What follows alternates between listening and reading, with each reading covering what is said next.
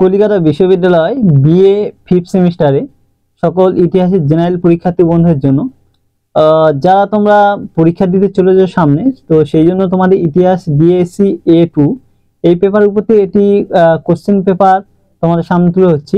তো এখানে প্রশ্নপত্রটি দেখো, কিছুটা হলেও তোমরা অবশ্যই উপকার পাবে।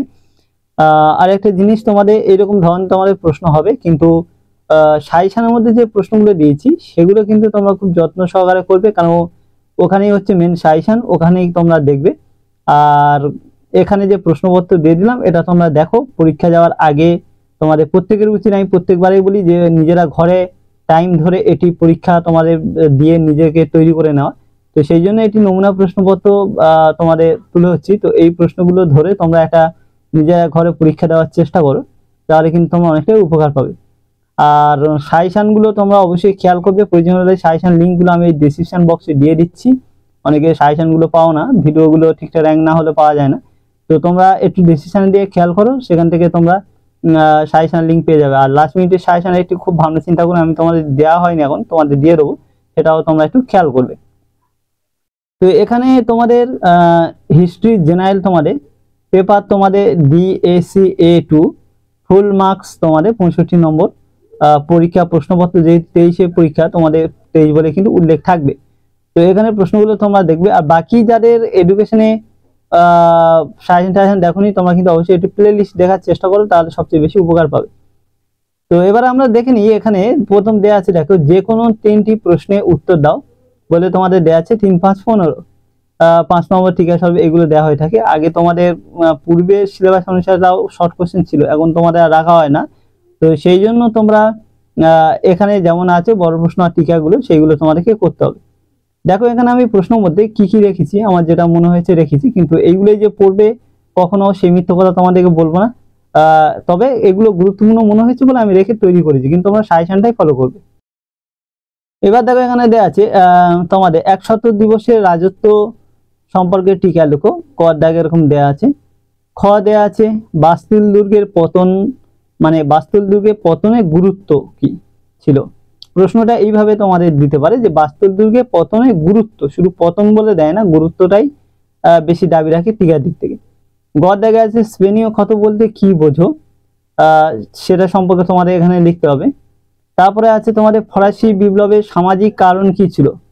ঠিক আছে, ফরাসি বিপ্লবের সামাজিক কারণ, শুধু ফরাসি বিপ্লব তো অনেক কারণ হয়েছিল, তার মধ্যে সামাজিক কারণটা কি ছিল সেটা সম্পর্কে লেখো। তারপরে তোমাদের এমস টেলিগ্রাম কি। এমস টেলিগ্রামটা তোমরা অনেকেই বলেছিলে যে স্যার এমস টেলিগ্রাম সম্পর্কে কয়েকজন কমেন্ট করেছিল। তো এটা আমি তোমাদের দেখছি সময় থাকলে বোঝাবার জন্য, কিন্তু এমস টেলিগ্রাম শুধু একটা জিনিস এখানে মনে রাখবে, সেটা হচ্ছে এমস একটা জায়গার নাম, সেখান থেকে একটা টেলিগ্রাম করা হয়েছিল। হ্যাঁ, তো সেইটা কে উদ্দেশ্য করে এমস টেলিগ্রাম নামকরণ হয়েছে। এবার কে করেছিল, কাকে পাঠিয়েছিল, কি উদ্দেশ্যে পাঠিয়েছিল, টেলিগ্রামের মধ্যে কিছু লেখা ছিল, এই লেখাগুলো হচ্ছে পরিবর্তন করে দেওয়া হচ্ছিল, যার ফলে অন্য মানে দাঁড়ায়, সেখানে লেখার একটা পরিবর্তন করলে অন্য মানে দাঁড়িয়েছিল, তার ফলে যুদ্ধ বেঁধে গিয়েছিল। মূল বিষয়টা এইভাবে এগোবে, আমি পরে তোমাদের একটি ভিডিওর মাধ্যমে বলার চেষ্টা করবো। চর দাগে আছে, তারপর দেখো ইয়ং ইটালি সম্পর্কে টিকা লেখো, তারপরে এটি দেখবে, এটাও তোমাদের গুরুত্বপূর্ণ টিকার দাবি রাখে। তারপরে ছদ্মাকে জোলভারিন বা জোলভেরাইন অনেক জায়গায় উল্লেখ থাকে, জোলভারিন বা জোলভেরাইন কিভাবে জার্মানি ঐক্য সাধনে সাহায্য করেছিল, তারপরে এই প্রশ্নটি দেখবে। তারপরে এখানে আছে তোমাদের লোকারণ্য চুক্তির গুরুত্ব কি। ঠিক আছে, লোকারণ্য চুক্তি গুরুত্ব কি, তারপরে এটি দেখবে। তারপরে আছে সেরাজেবু হত্যাকাণ্ড বলতে কি বোঝো। তো এইভাবে তোমাদের থাকবে। তো তোমাদেরকে কিন্তু এখানে আমি কয়েকটা এক্সট্রা রেখেছি, যদিও তোমাদের এখান থেকে সেই অনুসারে টিকা লিখতে হবে। তো এইবারে চলে আমরা, এটা গেল টিকার পার্ট। এইবারে আমাদের আসবে বড় প্রশ্ন দেখতে 10 নম্বরে একটি করতে হয়, তোমাদের দুটো থাকে, একটা করতে হয়। তো এখানে আমি প্রথম রেখেছি, ধরো নেপোলিয়ন বোনাপার্টের অভ্যন্তরীণ সংস্কার কার্যে মূল্যায়ন করো। নেপোলিয়নের বোনাপার্টের অভ্যন্তরীণ সংস্কার কার্যে মূল্যায়ন করো। এইবারে তারপরে ক্ষয়ের দাগে রাখা হচ্ছে যে ইংল্যান্ড ও ফ্রান্স কর্তৃক অনুসৃত তোষণ নীতি দ্বিতীয় বিশ্বযুদ্ধের জন্য কতটা দায়ী ছিল। তো আমি এভাবে দুটো রেখেছি, কিন্তু দুটো তো করলে তোমরা তো কমন পাবে এরকম কোনো গ্যারান্টি নেই। ওই জন্য তোমাদের সাজেশনের মধ্যে যে প্রশ্নগুলো রাখা হচ্ছে সেগুলো দেখবে। আমি জাস্ট একটা প্রশ্ন তোমাদের প্র্যাকটিসের জন্য দিয়েছি এখানে, সেইগুলো তোমরা দেখবে। আচ্ছা, এই দুটো থেকে একটি তোমাদেরকে কোথায় পরীক্ষা কিন্তু দুটোই থাকবে, এক্সট্রা দেবে না। নিচে কয়েকটা স্টার চিহ্ন মিলে প্র্যাকটিসের জন্য দিয়েছি। প্রথম বিশ্বযুদ্ধের কারণগুলি আলোচনা করো, অথবা ঘুরে দিতে পারে দ্বিতীয় বিশ্বযুদ্ধের কারণগুলো আলোচনা করো। একই মানে প্রশ্নের স্টাইলটা একই রকম কিন্তু আলাদা উত্তর, মানে প্রথম বিশ্বযুদ্ধের কারণ আর দ্বিতীয় বিশ্বযুদ্ধের কারণ দুটোই কিন্তু গুরুত্বপূর্ণ। 2021 কিন্তু প্রথম বিশ্বযুদ্ধে দিয়েছিল, কিন্তু তাহলে দ্বিতীয় বিশ্বযুদ্ধে দেওয়ার এমন কোনো ইয়ে নেই, দুটোই কিন্তু তোমাদেরকে করতে হবে, কারণ গুরুত্বটা দেখে রাখাটা ভালো। তারপরে দেখো এখানে ফরাসি বিপ্লবে দার্শনিকদের ভূমিকা কি ছিল। তারপরে দার্শনিকদের ভূমিকাটা খুব গুরুত্ব, এটাও রাখে 10-এর জন্য। তো তারপরে তোমরা এই প্রশ্নটি করবে, এটাও কিন্তু খুব গুরুত্বপূর্ণ প্রশ্ন দাবি রাখে। তো এইগুলো এক্সট্রা আমি দিয়েছি তোমাদের। আবারও বলছি, তোমার 10 নম্বরে কিন্তু দুটো দেয়া থাকবে, একটা করতে হবে। আমি এখানে দুটো দিয়েছি, নিচে স্টার চিহ্নের দুটো তোমাদেরকে বোঝাবার চেষ্টা করেছি, এগুলো কিন্তু গুরুত্বপূর্ণ। তোমরা যখন পড়বে এইগুলোকে একটু ভালো করে প্র্যাকটিস করবে। আর সাজেশন মেন ওর ঊর্ধ্বে কোনো কথা হবে না, সাজেশনের মধ্যে যে প্রশ্নগুলো আছে অবশ্যই তোমাদের সেগুলো করতে হবে, সেগুলো করলে বেশি তোমরা উপকার পাবে। এবারে দেখো তোমাদের 3-এর দাগে যে কোনো দুটি প্রশ্ন উত্তর দাও, 20 নম্বরের প্রশ্ন হয়, দুটো মানে 20 মানে 40 এখানে।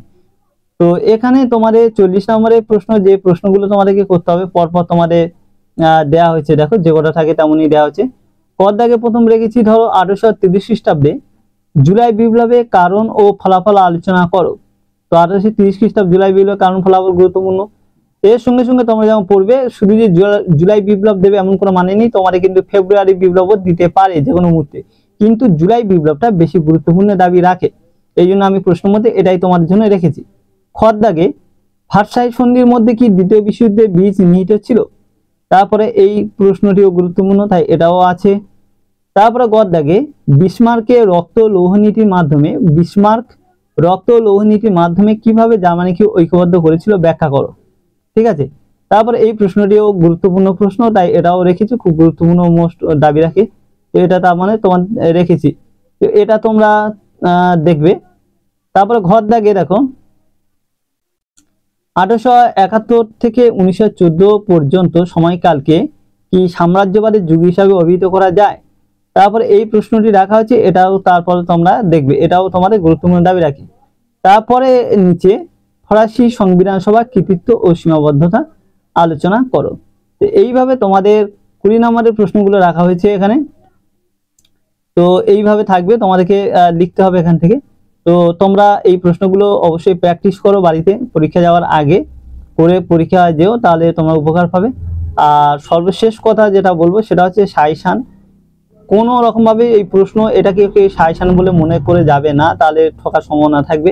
সাজেশনের মধ্যে যতগুলো প্রশ্ন বেশি করে রাখা হয়েছে তোমরা সেগুলো মোটামুটি হলেও পড়ে যাও, যাতে লিখতে পারবে, এরকম খুব ভালো না হলো তাহলে দেখবে তোমরা লিখে আসলেই নাম্বার দেবে। তো এইটুকুই শুধু বলার বিষয়। তো আজকে চলো ভিডিও তাহলে এখানে শেষ করছি, পরবর্তী ভিডিওতে দেখা হবে। সবাই ভালো থেকো, সুস্থ থেকো এবং ভালো করে কিন্তু পরীক্ষা দিও।